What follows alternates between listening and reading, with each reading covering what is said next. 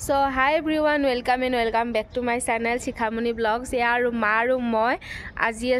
mount আবুত থকা আমাৰ আজি 6 নম্বৰ দিন হল মানে 6 দিন হল আৰু এই 6 দিনত আপোনালোকক বহুত বেলেগ বস্তু কিছুমান দেখাই আছো আৰু আজি ফাইনালি এতিয়া ৰাতিপুৱা আমি উঠি আজি হল বৃহস্পতিবাৰ সো আজি গুৰুবাৰে মানে আমাৰ ইয়াতে সবতে আৰু আমাৰ অসমতো সবতে মানে সব ভোগ লগায় গুৰুবাৰত ভোগ লগায় ৰাতিপুৱা উঠি আমি গা পা ধুই ধুনিয়াকে ফ্ৰেছ হয় ইয়াতে মানে মুৰুলি শুনিলো ডায়মণ্ড হল অলপ দূৰত আছে কাৰণে আজি ডায়মণ্ড হলত যোৱা নহল ইয়াতে ওচৰতে মুৰুলি শুনিলো সবতে মুৰুলি শুনিব পাৰি আৰু যেহেতু আজি ভোগ লগাইছে সেই কাৰণে মুৰুলি শুনিলো আৰু এইটো প্ৰভু মিলন এইটো হলতে আমি চাহ পানী খালো চাহ তা খাই আমি এতিয়া নাস্তা কৰিব যাম ডাইনিং হলত তাৰ পিছত আমি আজি এটা বহুত ধুনিয়া বস্তু আপোনালোকক দেখাম সেইটো হৈছে সোলাৰ সিস্টেম আৰু এনেকৈ ক'লে বুজি নাপাব তাত কৈ ধুনিয়াকৈ দেখাম আৰু ভাৰতৰ ভিতৰত প্ৰথম তাৰ মানে ইয়াত হৈছে কতোৱে নাই তাৰ মানে তো কিমান মানে আছে তাত গোটেইখিনি তাতে গৈ কিনে দেখাম আৰু অনুষ্ঠানৰ ভিতৰতে আছে আৰু বৰকমে অনুষ্ঠানৰ মাটিৰ ভিতৰতে আছে সো এৰিয়াৰ ভিতৰত আছে গোটেইখিনি দেখাম আমি থকা ঠাইৰ পৰা বেছি দূৰ নহয় তো ভিডিঅ'টো শেষলৈকে চাই থাকিব গোটেইখিনি ভালকৈ আপোনালোকক দেখাই থাকিব এইটো প্ৰভু মিলন ইয়াৰ তলতে চাহৰ ব্যৱস্থা আছিল সো আমি এতিয়া চাহ পানী খালো আৰু এতিয়া ওলাই যাও ডাইনিং হললৈ এতিয়া আমি মুৰুলি শুনিলো লগতে চাহ খালো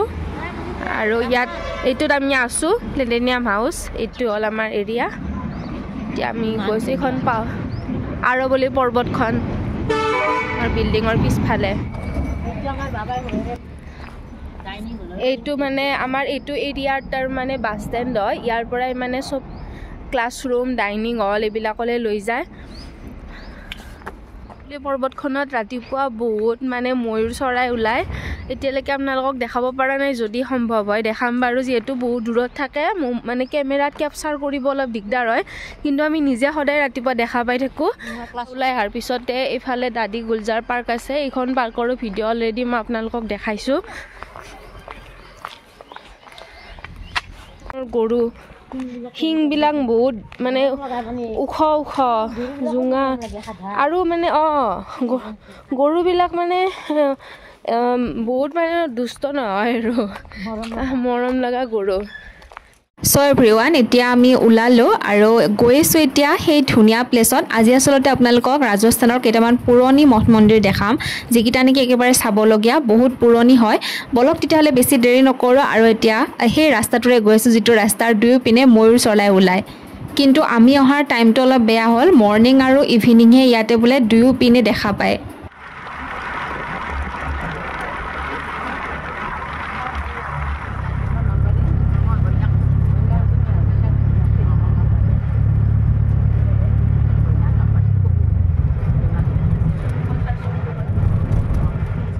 এই যে গছ-গছনিবিলাক দেখা পাইছে ইয়াৰ তলে তলে ময়ূৰ চৰাই লগতে বান্দৰ ওলায় কিন্তু বান্দৰ বাৰু এতিয়া দেখা পাইছোঁ কিন্তু ময়ূৰ চৰাইহে দেখা পোৱা নাই প্ৰথমতে আমি আহিলোঁ এইটো কৰ্ণিকেশ্বৰ মহাদেৱ মন্দিৰ বহুত পুৰণি হয় মন্দিৰটো আৰু ইমান ধুনীয়া হয় ভিতৰত সোমাই দেখা পালোঁ ইয়াতে পূজাৰী এজনে পূজা কৰি আছে পূজা কৰি থকাৰ সময়তে সেৱা ল'লোঁ আৰু ভিতৰত শিৱলিংগ আছে যিহেতু মহাদেৱৰ মন্দিৰ হয় আৰু মন্দিৰটোৰ নাম হৈছে কৰ্ণিকেশ্বৰ বহুত ধুনীয়া হয় আৰু লগতে বাহিৰত দেখা পাইছোঁ ইয়াতে পূজা কৰে আৰু এইবিলাক ধুনীয়াকৈ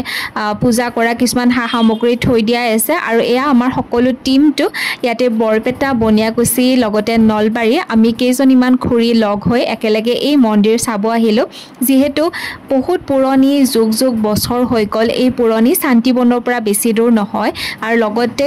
মই সুধি আছিলোঁ সকলোকে যে কেনেকুৱা লাগিল কিন্তু কৈ আছিলে বেকগ্ৰাউণ্ডত মিউজিক বাজি থাকিল সেইকাৰণে ভইচটো মিউট কৰিব লগা হ'ল কৰ্ণিকেশ্বৰ মহাদেৱ মন্দিৰ চাই সঁচাই বহুত বেছি ভাল লাগিল পৰিৱেশটো ইমান ধুনীয়া আৰু যে এই যে গছবিলাক দেখা পাইছে ৱাল দেখা পাইছে তাতে বহুত বান্দৰ আছে কিন্তু বান্দৰবিলাকক বাৰু ভিডিঅ' কৰা নাই কাৰণ ভয়ো লাগে মোবাইলটো আকৌ থপিয়াই লৈ যায় নেকি কিন্তু তথাপিতো কিন্তু ভাল লাগিছে দেই দূৰে আছে আহি মানে আমাৰ ওচৰলৈকে অহা নাই বহুত ভাল লাগিল নেক্সট এতিয়া আমি আহিছোঁ এইটো বহুত পুৰণি মন্দিৰ কৰ্ণিকেশ্বৰ মন্দিৰৰ কাষতে আছে ঋষিকেশ মন্দিৰ আৰু এই ঋষিকেশ মন্দিৰৰ পৰিৱেশটো বহুত ধুনীয়া বহুত পুৰণি হয় আৰু ইয়াৰ মই ভিতৰত পূজাৰীজনক সুধিছিলোঁ এই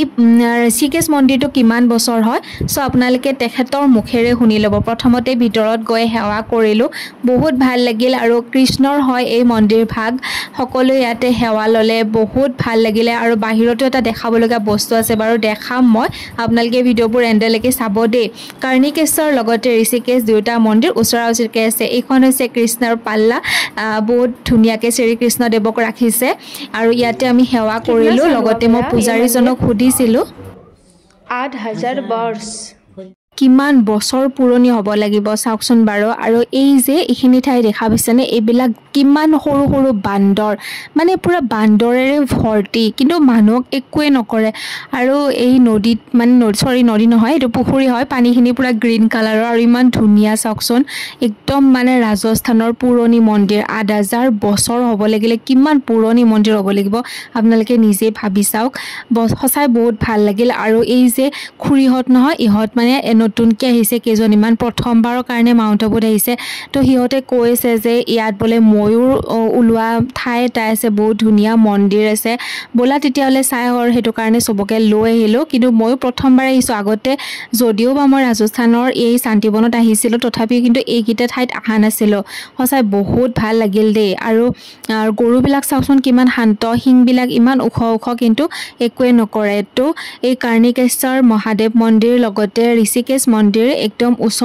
ওচৰা ওচৰি এই দুটা মন্দিৰ হয় সো এই দুটা মন্দিৰ চালোঁ এয়া এবাৰ দেখাই দিছোঁ শ্ৰী ঋষিকেশ ভগৱান মন্দিৰ লিখা আছে এইটো যিটো ভিতৰত এই মাত্ৰ দেখাই আহিলোঁ আপোনালোকক আৰু সঁচাই বহুত ধুনীয়া এটা প্ৰাকৃতিক দৃশ্য পাহাৰৰ কাষত আৰু ইয়াৰ ৰাজস্থানৰ গৰুবোৰ লগতে ঘৰবোৰ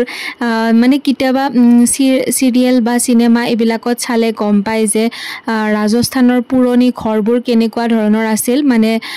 কিছুমান মেহেলো দেখায় এনেকুৱা ধৰণৰ কিন্তু ইয়াত মানে সেই মন্দিৰৰ আকৃতিবোৰ তেনেকুৱা ধৰণৰে আছিল আৰু এতিয়া আমি নেক্সট এটা বেলেগ ঠাইত গৈছোঁ আৰু এই ৰাস্তাটোৰ দুয়োপাৰে যিবিলাক গছ গছনি দেখা পাইছে এইবিলাকৰ তলে তলে ৰাতিপুৱা সময়ত বা গধূলি সময়ত ময়ূৰ চৰাই ওলায় এতিয়া যিহেতু দুপৰীয়া সময় গাড়ী মটৰৰ শব্দ বা মানুহৰ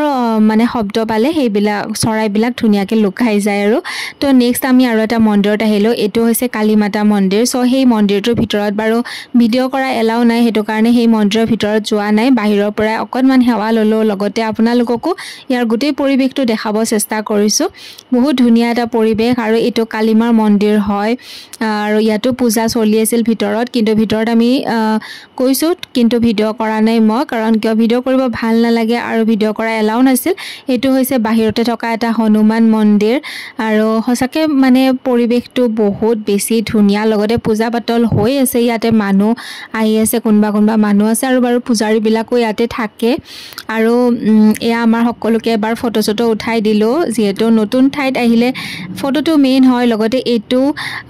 এটা ডাঙৰ শিল আৰু এই শিলটোৰ ভিতৰতো মানে মন্দিৰ এটা আছে আৰু এইটো হৈছে সেই মন্দিৰটো এইটো মানে শিৱ বাবাৰে মন্দিৰ হয় কাৰণ ইয়াতে শিৱলিংগ আছে লগতে নামটো মই পাহৰি গ'লোঁ নামটো কি আছিল যদি নামটো মনত থাকিলে আপোনালোকক জনাব পাৰিলোঁ হয় আমাক যিজন ড্ৰাইভাৰে লৈ গৈছিল তেখেতে বাৰু কৈছিল যিহেতু তেখেত ইয়াৰ লোকেল হয় তাত কেতিয়া কেনেকৈ পূজা হয় আৰু কি মাহাত্ম্য আছে এই মন্দিৰৰ গোটেইখিনি ধুনীয়াকৈ বুজাই দিছিল সঁচাই বহুত ভাল লাগিল এটা পবিত্ৰ স্থানত গৈ এনেও বহুত ভাল লাগে মন্দিৰ বুলি ক'লে মানে বহুত বেছি ভাল লাগে এটা পিচফুল হয় প্লেচবোৰ লগতে এই গছবোৰৰ তলে তলে গৰুবোৰে কিমান ধুনীয়াকৈ আছে চাওকচোন আৰু এতিয়া যিটো মন্দিৰ মানে গুফাৰ ভিতৰত দেখাই আহিলোঁ ডাঙৰ শিলটোৰ ভিতৰত সেইটো মন্দিৰৰ নাম হৈছে গুপ্তেশ্বৰ মহাদেৱ মন্দিৰ চ' নামটো আপোনালোকক জনাব পাই বহুত বেছি ভাল লাগিল আৰু নিজেও যিহেতু চাই আহিলোঁ আৰু ইয়াতে দিনৰ ভাগত বহুত বেছি ৰ'দ আছিল নেক্সট আমি আহিলোঁ এইটো শ্যাম মন্দিৰ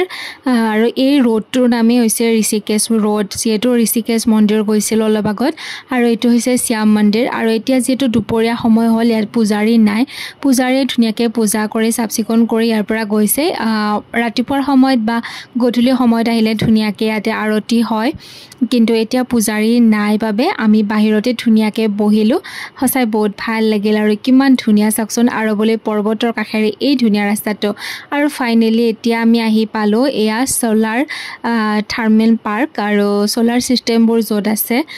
সো আপোনালোকক মই সোলাৰ চিষ্টেম বুলি ক'লে বহুতে গম পায় যিটো সূৰ্যৰ ৰশ্মিৰ দ্বাৰা বিদ্যুৎ উৎপন্ন কৰা হয় সেয়াই হৈছে সোলাৰ চিষ্টেম কিন্তু ভাৰতৰ ভিতৰত প্ৰথম মানে ইয়াতে মানে সোলাৰ চিষ্টেম মানে হাইয়েষ্ট ইয়াত মানে আছে ইয়াত টোটেল 770খন আছে লগতে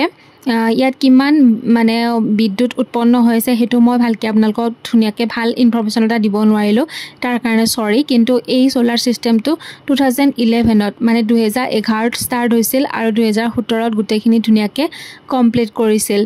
আৰু ইয়াতে টোটেল 770খন মানে সোলাৰ চিষ্টেম আছে আৰু এতিয়া দিনত মানে পুৰা সূৰ্যৰ ৰশ্মি ইয়াত উৎপন্ন হৈছে তাৰ দ্বাৰা বিদ্যুতৰ উৎপন্ন হৈছে আৰু এটা বহুত মানে কি বুলি ক'ম আৰু বহুত ভাল প্ৰক্ৰিয়াত মানে ইয়াতে যিটো বিদ্যুৎ যোগান ধৰি আছে আমি শান্তিবনত যিবোৰ মানে খাদ্য খাই আছোঁ সব মেচিনৰ দ্বাৰা ডাঙৰ ডাঙৰ মেচিন ব্যৱহাৰ কৰি সেই খাদ্যবোৰ বনাইছে আৰু সেই খাদ্যবোৰ মেচিনবোৰ চলোৱাৰ কাৰণে বহুত মেগাৱাটৰ বিদ্যুৎ প্ৰয়োজন হয় আৰু যিবোৰ নেকি সূৰ্যৰ ৰশ্মিৰ দ্বাৰা এনেকৈ সোলাৰ চিষ্টেমৰ ব্যৱহাৰ কৰি সেই খাদ্যবোৰ বনোৱা হৈছে লগতে গোটেই শান্তিবনখনত কিমান বিলা লাইট জ্বলি আছে কিমানবোৰ পানীৰ মানে পানী দিয়া যোগান ধৰি আছে সকলোখিনি এই সোলাৰ চিষ্টেমৰ দ্বাৰাই মানে বিদ্যুৎ উৎপন্ন কৰি সকলোবিলাক কৰি থকা হৈছে এয়া দেখা পাইছে পিছফালে ডাঙৰ ডাঙৰ মেচিন কিছুমান লগাই থৈ দিয়া আছে আৰু যিখিনি মানে নিজে গম পাইছোঁ সো সেইখিনি আপোনালোকক মানে বুজাব পাৰি বিচাৰিছোঁ আৰু সেইখিনি মই ক'ব বিচাৰিছোঁ কাৰণ ভুল ইনফৰমেশ্যন এটা দিলে বহুত বেছি বেয়া হ'ব আৰু ইয়াত অৱশ্যে বুজাই থকা এজন ভাই আছিল কিন্তু বৰ্তমান যিহেতু আমাৰ অহাৰ সময়খিনি অকণমান বেয়া হ'ল দুপৰীয়া সময় হ'ল সেইবাবে তেখেতক লগ নাপালোঁ নহ'লে তেখেতৰ দৰে অল এভৰিথিং গোটেই গম পালোঁ আৰু এৰিয়াটো বহুত ডাঙৰ হয় প্ৰায় গোটেই এৰিয়াটো ভালকৈ ঘূৰিবলৈ 1 ঘণ্টা সময় লাগিব আৰু সেয়া দূৰত এইবিলাক বৰ্ডো বহাই থৈ দিয়া আছে লগতে ইয়াৰ আন এটা সাইডে মানে বহুত ডাঙৰ খেতিও আছে যেনেকৈ কলগছৰ পুলি বহুত দেখা পাইছে আপোনালোকে ইয়াৰ ওচৰে পাজৰে ডাঙৰ এখন পাৰ্কো আছে কিন্তু হাতত সময় একদমেই কম আছিল সেইকাৰণে যেটো বাকি ভিডিওটো চাই আপোনালোকৰ কেনেকুৱা লাগিল কমেন্ট বক্সত কমেন্ট কৰিব নাপাহৰিব আৰু নতুন ভিডিওত লগ পাই থাকিম ভিডিও আৰু আছে আপোনালোকে এনেকৈ চাই যাব লগতে মৰম দি যাব আজিলৈ আহিছো বাই বাই